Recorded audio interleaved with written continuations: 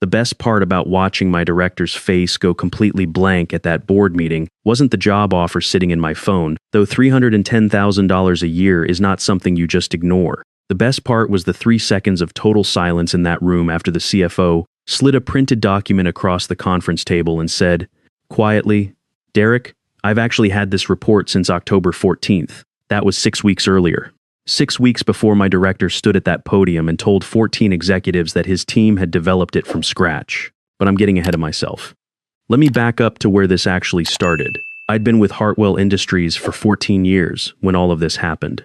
14 years building process systems from the ground up. 14 years learning every machine on that production floor, every bottleneck, every inefficiency that was quietly bleeding money out of a company that didn't even realize how much it was losing.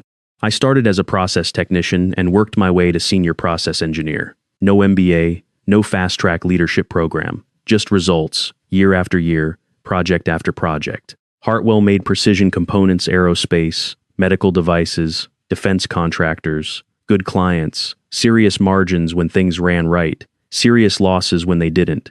And for most of my 14 years, they ran right because people like me made sure of it. Then in February, the company brought in a new director of operations, my new director. His name was Derek Sloan, 38 years old, MBA from a school he mentioned in every other conversation, 14 months of actual manufacturing experience spread across 2 companies before landing this role. He came in with a lot of language about strategic realignment and operational transformation, and absolutely no instinct for what actually happened on a production floor at 6 in the morning. I didn't dislike him immediately. I'm not that kind of person. I gave him time to learn. I answered his questions, walked him through our systems, explained why certain processes that looked inefficient on paper were actually optimized for the specific way our machines ran. He nodded a lot, took notes in his leather-bound notebook, said things like fascinating and we'll need to revisit that assumption. By April, I realized he wasn't learning, he was collecting. Here's what I mean by that. Every time I explained something to him, it showed up 2 weeks later in a presentation he gave upstairs, slightly reworded, stripped of context, packaged as his own insight. A routing adjustment I'd implemented in Cell 7 that cut change over time by 23%. A supplier consolidation idea I'd drafted and walked him through at his request. Small things. The kind of thing where you notice but you can't quite make the case without sounding petty. So I kept working, because that's what I do. In late March, I'd started on something bigger, much bigger. Hartwell was losing roughly $2.1 million annually across 3 specific failure points: raw material staging inefficiencies, a scheduling system that was genuinely 2 software generations behind, and an overtime structure that had calcified over years into something nobody had ever seriously audited. I knew this because I'd been watching it for 3 years, documenting it quietly, waiting for the right time to propose a real fix.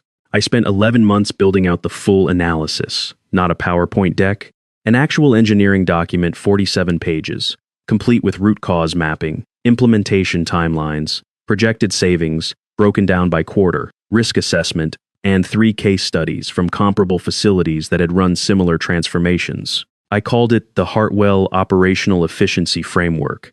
I did it on my own time and on company time, because the problem was real and fixing it was my job. By October, I had something I was genuinely proud of. The numbers were solid, the methodology was sound. The projected annual savings after full implementation was $2.3 million. Payback period on implementation costs: 14 months.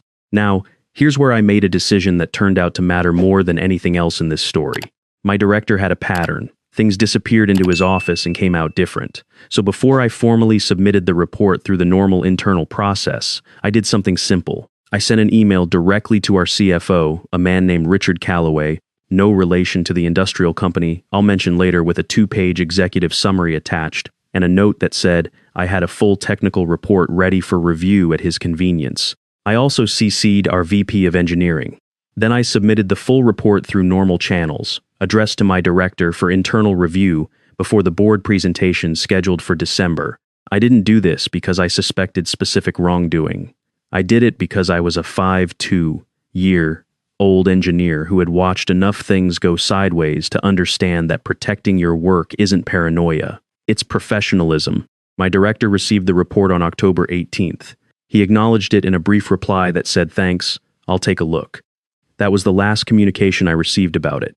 I followed up twice in November.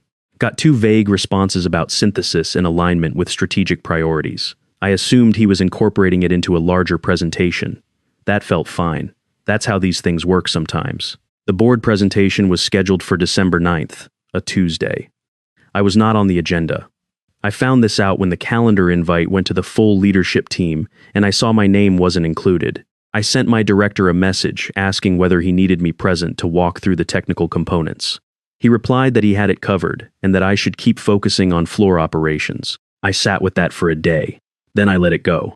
Either he'd present it clearly and it would lead somewhere good, or he wouldn't and the board would have questions he couldn't answer.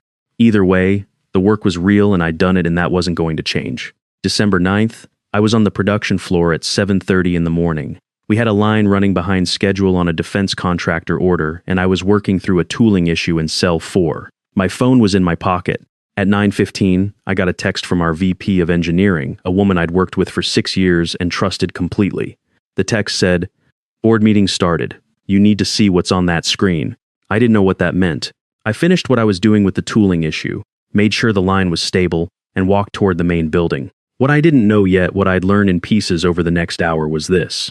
My director had walked into that boardroom at 9 o'clock with a presentation titled Operational Transformation Initiative, Director's Report, Q4. Inside that presentation was my 7-page Hartwell Operational Efficiency Framework, not summarized, not credited, reproduced.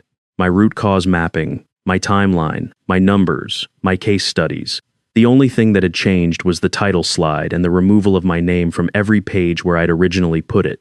He presented it as something he had developed. He used phrases like my analysis and the approach I've designed and what my team has been building toward. 14 people in that room listening to my 14 months of work, being narrated by someone who hadn't done a single hour of it. I walked into the building at 9:42. I know the exact time because I checked my phone in the elevator. The meeting was in the 3rd floor conference room. I wasn't going to walk in. I had no reason to be there. I hadn't been invited. I wasn't going to make a scene. I was going to wait in the hallway and catch the VP of engineering when the meeting broke up. But the door was open, and I could hear my director's voice from the hallway, describing in detail, with impressive confidence, a supplier consolidation model that I had personally designed based on conversations I had personally conducted with 4 of our vendors over a period of 3 months. I stopped walking. I stood in the hallway and I listened. And then I heard something else, a voice from inside the room, calm, measured, the kind of voice that doesn't need to raise itself to be heard. Richard, our CFO. "Derek," he said, "can you turn back to slide 11 for a moment?" I heard the click of the presentation remote. Silence. "This staging efficiency model," Richard said. "Walk me through how you developed this." My director started to answer. He used the word iterative. He used the phrase cross-functional input. He said something about benchmarking against industry standards. Richard said. And then nothing else. Just that sound. The sound of a man deciding how to proceed. I heard pages turning. Actual paper. And then Richard said, in that same level voice, "I want to share something with the group." I moved to the doorway. I still wasn't going to walk in, but I could see the room from where I stood. 14 people around a long table. My director standing at the front near the screen. Richard at the far end pulling a printed document from a folder he'd brought with him. On October 14th, Richard said, I received an email from Marcus Webb, our senior process engineer. Attached to that email was a 2-page summary of a 4-7-page operational analysis. The document was called the Hartwell Operational Efficiency Framework. He held up the printed pages. I've had this on my desk since mid-October. I've read it 3 times. My director did not move. The numbers in your presentation, Richard continued, are identical to the numbers in Marcus's report. The staging model on slide 11 is identical to what Marcus sent me. The quarterly implementation timeline is identical. He set the papers flat on the table. So I'd like to understand the nature of Marcus's contribution to this work. The room was quiet in a way that 14 people being quiet in a room creates. Not silence exactly, you could hear the ventilation system, someone's chair, the specific quality of people not breathing quite normally. My director said, Marcus was part of the team that, he was the team, my VP of engineering said, from her seat halfway down the table. Her voice was precise. She didn't elaborate. I'm going to be honest about what I felt in that moment. Standing in that hallway, looking at my director, standing at the front of that room. I didn't feel angry. I'd felt angry in October when I noticed the pattern. I'd felt something heavy and tired in November when my follow-up messages got vague non-answers. What I felt standing in that hallway on December 9th was something quieter than anger. It was the feeling of a problem resolving itself. I wasn't going to walk into that room. I still had no reason to be there, and no intention of making myself part of a confrontation I didn't need. I was going to step back, go downstairs, and let the conversation in that room reach whatever conclusion it was going to reach. Then my phone vibrated. Unknown number, Chicago area code. I looked at it for 1 second, then stepped back around the corner and answered it. The man on the other end introduced himself as Thomas Reeves. He said he was the VP of Operations at Callaway Industrial, a company, he was careful to note, that was not currently a client of Hartwell's, but had been watching Hartwell's capabilities with interest. He said he'd become aware of some work I'd done. He was vague about how, at first, and that Callaway had a division-level operations role opening that they hadn't been able to fill internally. He asked if I had 15 minutes to talk. I was standing in a hallway outside a boardroom where my director was in the middle of explaining himself to 14 executives. I said yes. I had 15 minutes. Thomas Reeves talked for about 8 of those minutes. Callaway Industrial ran 4 production facilities across the Midwest, aerospace and heavy industrial, roughly 400 employees across the division I'd be leading. They'd been watching the problem of operational inefficiency across those 4 facilities for 2 years and hadn't found someone with both the engineering depth and the systems thinking to tackle it comprehensively. The kind of work you did with your framework document, he said, that's what we need. That kind of thinking. Not a consultant coming in with a packaged solution, someone who actually understands how production environments work. How did you see that document? I asked. He paused for a moment. Richard Callaway and I are in the same industry network. He mentioned it to me 2 weeks ago. Said it was the best operational analysis he'd seen from an internal resource in years. I asked if he'd be willing to make an introduction. He said he'd let me reach out directly. He paused again.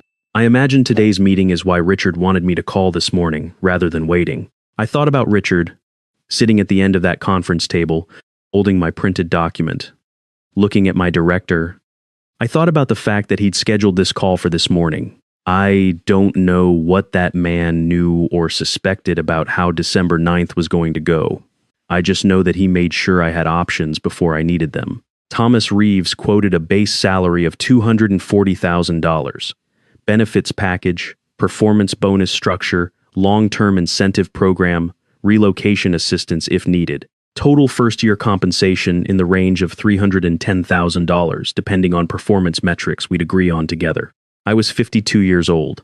I had been earning just under $110,000 at Hartwell for the last 4 years.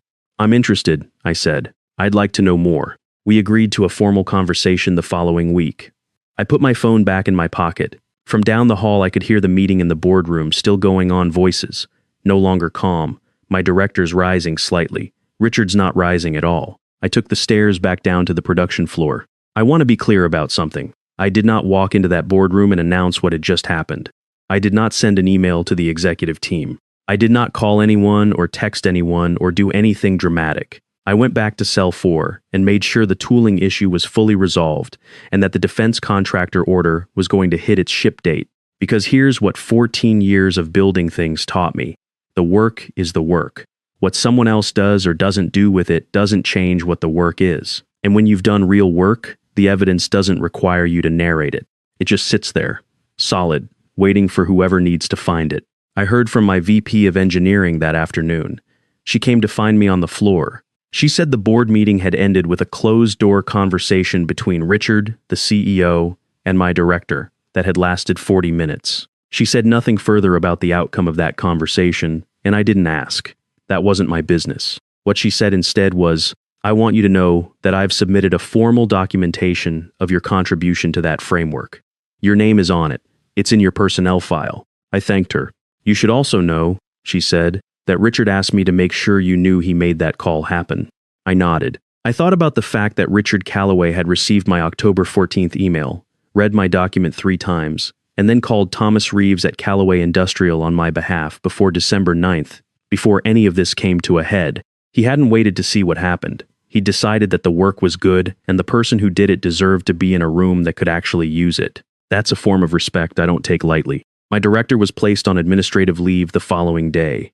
I know this because our plant manager mentioned it to me in passing, not because I asked about it or followed up on it. It was not my situation to manage. Whatever accountability process Hartwell ran internally, that was between them and their leadership structure. I met with Thomas Reeves the following Thursday on a video call that lasted 90 minutes. Then I flew to Chicago the week after that to tour 2 of Callaway's 4 facilities. What I saw confirmed everything he'd told me. Real inefficiencies, real opportunity, real leadership who understood what they were looking at and what they needed.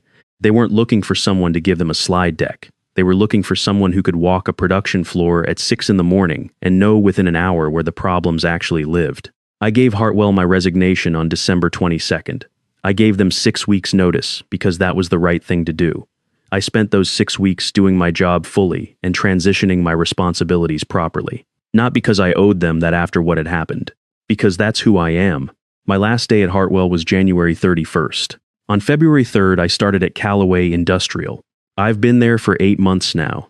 In those 8 months, we've implemented the first 2 phases of an operational framework across all 4 facilities that has reduced unplanned downtime by 31%, cut overtime costs by approximately $600,000 annualized, and brought our largest facility's on-time delivery rate from 78% to 94%. We have 2 more phases to go. The numbers are going to get better. But the thing I think about most isn't the numbers. It's something Thomas Reeves said to me during my 2nd week. We were walking one of the facility floors early in the morning, just the 2 of us, and he said, "The hardest thing to find in operations is someone who doesn't have any distance between what they think and what they do. Someone who doesn't present work differently than they actually do it." I didn't say anything, just kept walking. He glanced over at me. Richard told me what happened in that meeting. In general terms, he handled it correctly, I said. He told me you went back to the production floor. There was a tooling issue, I said. It needed to get finished. Thomas Reeves laughed a real laugh, not a polished one. "Yeah," he said. "That's why you're here." I want to say one more thing about all of this, because I think it's the part that actually matters. I spent 11 months building that framework. 11 months of early mornings, of conversations with machinists and schedulers and vendors, of pulling data that didn't exist in any clean format and building it myself from raw logs. I did that work because the problem was real and I was the person who could solve it, not because I expected credit, not because I was building toward a job offer, not because I was setting anything up. If my director had presented that work correctly, credited it properly, included me in the room, let the work do what the work was designed to do, I would probably still be at Hartwell today, earning the same salary, doing good work, fine with that. What he did instead was try to make my work smaller by removing my name from it. And what happened instead is that removing my name from it forced Richard to put it back, loudly, in front of 14 people, which led to a phone call, which led to a conversation, which led to a flight to Chicago, which led to the best professional opportunity of my life. There is a particular kind of irony in the fact that my director's attempt to take credit for my work is the reason I'm now doing that work at a scale and with resources I never would have had otherwise. I'm not going to pretend I'm above feeling satisfied about that. I am 52 years old, and I have been doing this work for a long time, and I have seen a lot of people like my director, people who believe that appearing to do something is equivalent to doing it, that managing the narrative is the same as earning the result.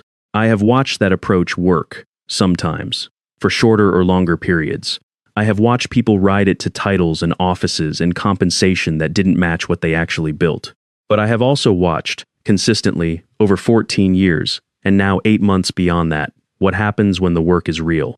When the numbers are what the numbers are. When the machine runs or it doesn't. When the delivery ships on time or it doesn't. The work doesn't care about the narrative around it. It just sits there, solid, being what it is. And eventually, the right person finds it. If you're in a situation right now where someone is standing between you and the recognition you've earned, where your work is being filtered through a layer of management that is more interested in appearance than in results, here is what I can tell you from the other side of it. Document everything, not defensively, not angrily, just as a matter of professional practice. Send the summary email to the CFO, CC the VP, keep the original file, keep the date stamps, not because you're building a case against someone, but because your work deserves to exist somewhere that's larger than one person's hard drive. Do the work fully. Not because someone is watching, do it because the work is real, and real work has a way of finding its level over time. 14 executives in a boardroom. A CFO who has read a document 3 times, a man in Chicago who has been watching a problem for 2 years and waiting for the right person to walk through his door. These things happen because the work was real. They cannot happen if the work isn't real. And when the phone rings, answer it. Even if it's an unknown number. Even if the timing feels strange. Even if you're standing in a hallway outside a meeting that's going sideways for someone else while going right for you. Answer it. My name is in the title of this channel. Revenge is in the name too. And I'll be honest, the word fits a little. But what I think about when I think about what happened isn't the look on my director's face when Richard slid that document across the table. I mean, I'd be lying if I said I don't think about that look occasionally. What I think about mostly is the production floor at Callaway's Chicago facility at 6:15 in the morning, the hum of a line running clean, a problem we solved last month that nobody outside of this building will ever hear about, and the fact that the work I do here is real, and the people I work with know that it's real, and I go home at the end of the day with no distance between what I think and what I do. That is worth $310,000. That is worth a lot more than $310,000. Like this video, if any part of this story felt familiar, share it with someone who's doing real work right now and not getting credit for it. And if you want to hear more stories like this one, subscribe and stick around, because on this channel, we believe that the work always finds its level eventually. It just sometimes needs a little help getting there. I'm freezing. I'm bleeding. Slowly fading away. But don't worry. I'm fine.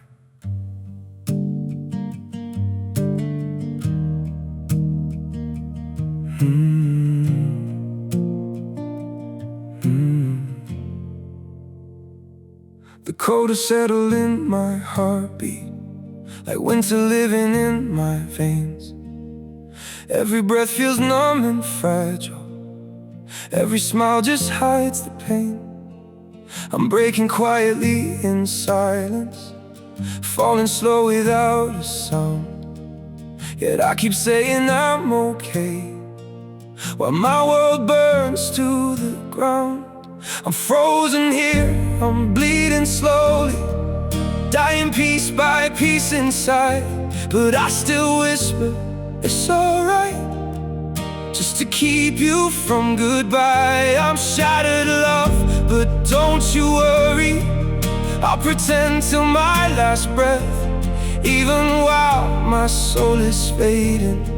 I'll say everything's okay.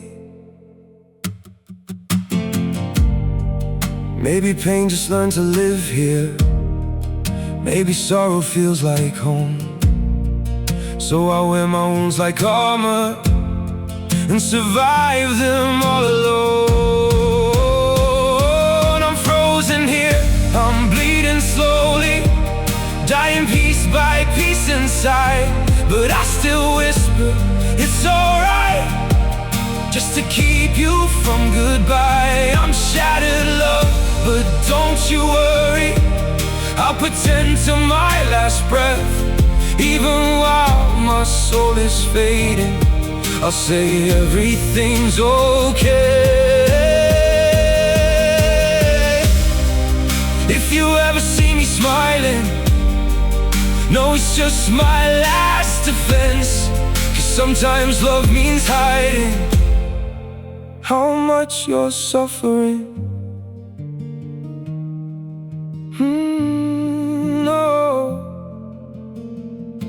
I'm frozen here, I'm bleeding slowly, dying piece by piece inside.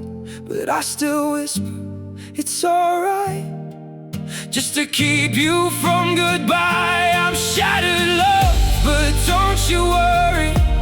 I'll pretend till my last breath, even while my soul is fading. I'll say everything's okay. It's okay.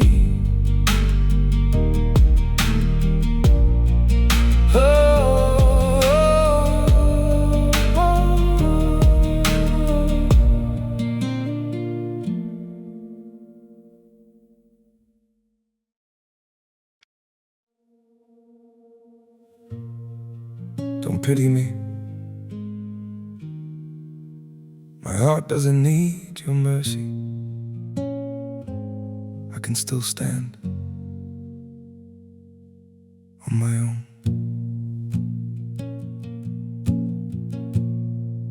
I was broken by your leaving, fell deeper than I thought I would. But pain has taught me how to heal now and survive what once I couldn't. You don't have to look back sadly, don't reach out with guilty hands.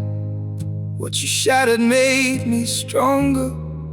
Now I rise where I once collapsed. My heart doesn't need your pity, not another empty sign.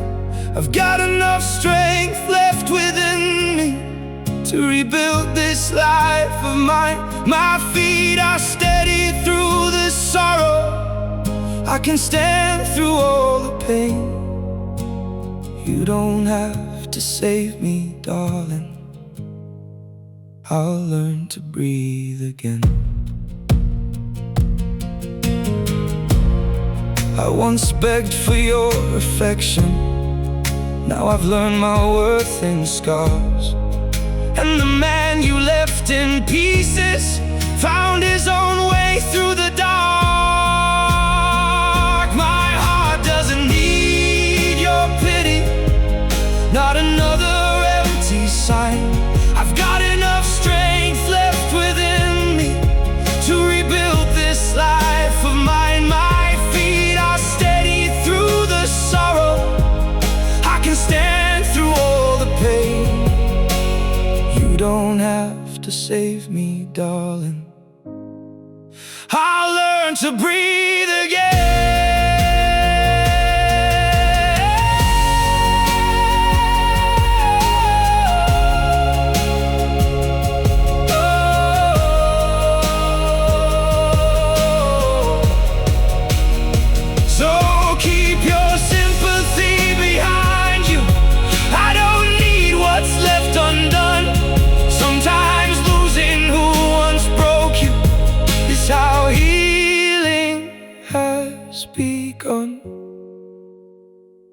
My heart doesn't need your pity, not another empty sign. I've got enough strength left within me to rebuild this life of mine. My feet are steady through the sorrow, I can stand through all the pain. You don't have to save me, darling, I'll rise alone again.